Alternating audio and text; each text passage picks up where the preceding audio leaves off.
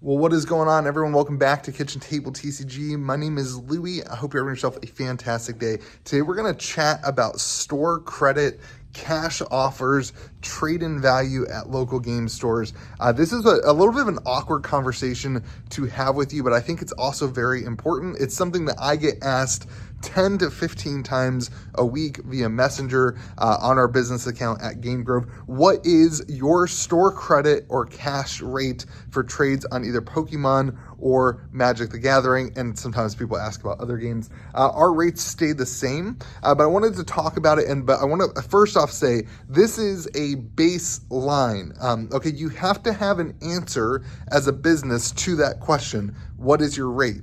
And what you don't want to do as a business is compete with everybody and offer this extreme amount that prevents you from continuing your business long term. So when you have a baseline rate, you have to have a starting point. We tend to try to make our starting point something because you don't know what's going to come in, right? You could have complete junk come in. You still have to pay that rate for things. I guess you could say no, but we don't like to say no to people. So our baseline rate, that is what we're talking about. This is a baseline rate. It is also negotiable. Okay, this is just where we start when Joe Schmo messages us on Facebook. This is the starting point. Obviously, people who are locals and that kind of stuff, there is negotiation, there is conversation. But most Magic players end up taking store credit, and some of the people who just walk in, the sketchy-looking 40-year-old Pokemon guys, they usually take cash. So this is for local walk-ins. I also want to disclose this is for local walk-ins. This is not necessarily for people who reach out to me at KitchenTableTCG@gmail.com. And this assumes cards that are not reserve list and high-end Magic and that kind of stuff. So just some of those disclosures before we get into it. But also I want to show you, this is what a typical day's worth of trade-ins looks like on a slow Sunday for us. So let's take a look at that. All right, so this is where we do our whole trade-in area. This is some cool beta that came in. That's different. But when we scan cards into QuickList, we use this awesome camera. I don't have a model number on that, but all of our cards end up here. This is the cards that we have recently purchased yesterday. So you can see a little bit more Pokemon. Yesterday was our big Pokemon day, so this is like regular Vs, some not expensive Radiant cards, very, very cheap things that just come in. This is kind of your baseline that I'm talking about. This isn't reserve list stuff. And then the Magic, I believe, is all from newer sets as well. So you've got a lot of Outlaws at Thunder Junction here.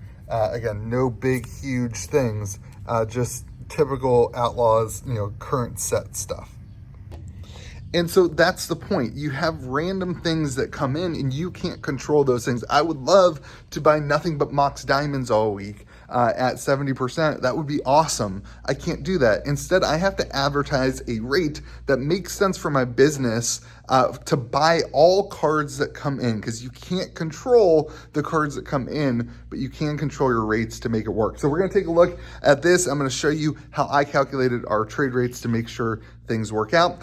Today we are using a Uline box to do some math for y'all, the math Uline box. Let's get right into it. To start it off, we offer 40% for cash. That is what we do. We advertise a 40% cash buy or a 60% in store credit. And we advertise that we will buy any card above 50 cents. That's our threshold. TCG low, 50 cents. You bring in a card and we will offer you 40% cash, 60% store credit. No real questions. As long as it's listable on TCG Player, that kind of stuff. That is why we buy. And this is how we came to the math. In my mind, I see three different categories of cards. I see cards that are between around $10. I see cards that are around $25. And I see cards that are $100. This is the threshold because it changes your shipping here. We offer free shipping on cards over $5, but the math is easier to do with $10. Cards over $25 is free shipping, plus you get tracked, so that's a different number. And then cards over $100, I just want to show you guys how the math changes with higher end cards where we can start negotiating a little bit more on these deals. So a $10 card, if we're paying 40% cash, our cost on this $10 card is $4, except it's not really $4, right? Because we had to pay fees to TCG Player. And this is all the things that people forget. Everybody wants to say, you know, Pokemon people, they always want 80% cash. There's no shot I can do 80% cash because TCG Player takes 15% right off the bat. So there's another $1.50 in my cost, right? So now my cost is $5.50. But I also have to ship this card, and I offer free shipping.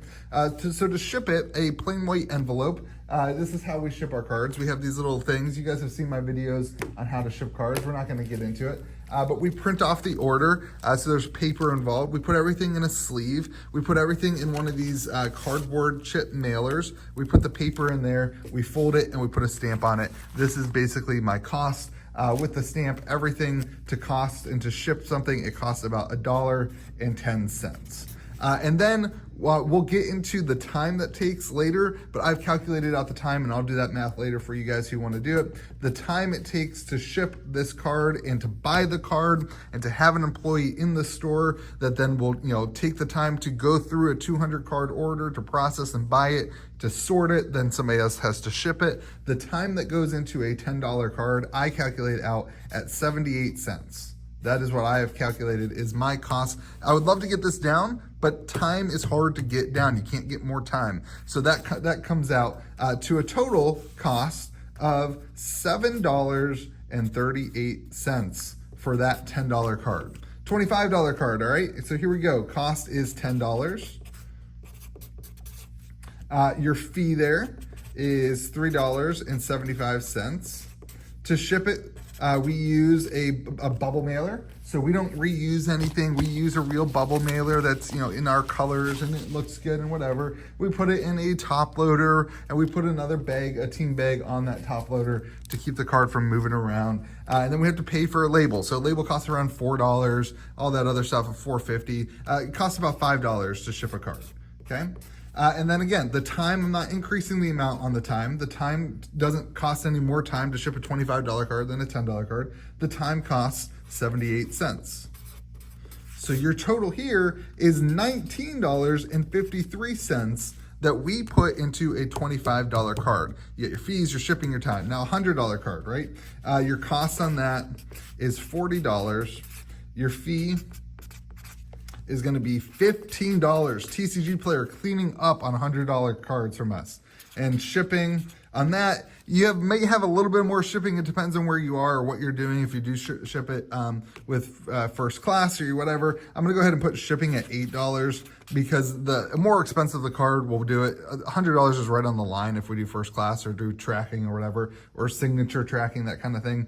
But shipping, we'll go with $8 for this one. And then you've got your time there as well, which again, doesn't cost more. It doesn't cost more than the other ones, which puts this at $63.78 for a $40 card. So profit percentage, profit margin then, on when we say 40% cash, you may think, oh man, Louis at Game Grove is ripping me off. He's making 60% off my cards. Well, it's not that, okay? It's not that. At a $10 card, I'm making 26% profit on a $10 card. On a $25 card, I'm making 29% profit on a $25 card. And on a $100 card, and this is where things get more negotiable, right? Like it's hard to offer 40% on a $100 card. Most people are gonna wanna negotiate that anyway. And it works because I have a 33 or 36% profit margin on the $100 cards. So you can see why things scale this way. Now, it's really important to note this. You are free to sell your cards for yourself. It's okay if you choose to go and sell your cards via TCG Player yourself, but this is a business. This is the point. I have to be able to make money in order to have employees and in order to have a place for people to play. So this is where I get to the idea that people are they do this because they are lazy. They don't want to take the time and the effort to ship out cards. They don't want to spend $500 on envelopes so that they can do it efficiently. They don't want to buy 10,000 of these stupid bubble mailers at a time and spend that amount of money to have the infrastructure behind them to ship cards out every day and do 200 orders and that kind of stuff. And that is why there has to be a profit percentage for the stores when you sell your cards. Now, I will say these things do get better at the under $5 orders when people are paying the shipping. On TCG Player, on the under $5 orders, there is an increase in profit margin, but it still takes a lot of time and it's still not perfect. Now, we're going to get into some of that stuff. What you don't have included in these profits is the overhead of having a building. You don't have the cost of the printer that will break. You don't have the loss, the 2 to 3% of orders that say that they didn't get in time or that whatever, or the employee who accidentally buys the wrong card that all eats into scans in it wrong and it changes the value of the price. That all eats into the profit percentage. So when people say 40% cash is too low, it's not. And if you are offering more as a base rate entry level for Pokemon, for Magic the Gathering, I don't think you can stay in business. If you offer 50%, you may be able to get this down. You may be able to do it. It might be able to work, but it's going to be really hard to sustain and run a business. And my goal is to have a business that sustains and runs, not to necessarily buy every single card in the area, but have a business that works and that moves and that goes. So let's compare this to store credit, because a lot of people end up taking store credit, especially in the Magic the Gathering world, and it's a better deal for the customer. It works a lot better on a $10 card, right? On a $10 card, my costs, they're getting $6, which feels a lot better than $4, especially if you're already paying and buying Magic the Gathering. If I assume that I have a 30% profit rate on the rest of my sealed product, which some is 20, some is 40, depends on the product and the game and the whatever. But if I assume a 30% profit margin on some of the stuff in my store, or most of the stuff in my store, that means that my cost is actually lower, or actually higher if you take store credit. My cost is actually on a $6 pay in store credit. My cost is actually around $4.20. But, that might look bad, right? So why would I want to have somebody do cash over store credit? Well, cash flow. Okay, cash flow is so important. I'd much rather pay a little bit more, somebody get 60% store credit, feel better about their cards, feel better about what they got, and also I don't have to move any cash around. It doesn't cost my bank account anything. The cash flow is still there. They took the store credit. They already bought something that I've already paid for. The cash flow is huge. So, I can go through the numbers for you. It doesn't change it that much. On a $25 card, $15 is what the customer is getting. My cost is then $10.50. You can see the numbers are very similar in terms of the profit margins. It's nominal. It's not worth really taking the time.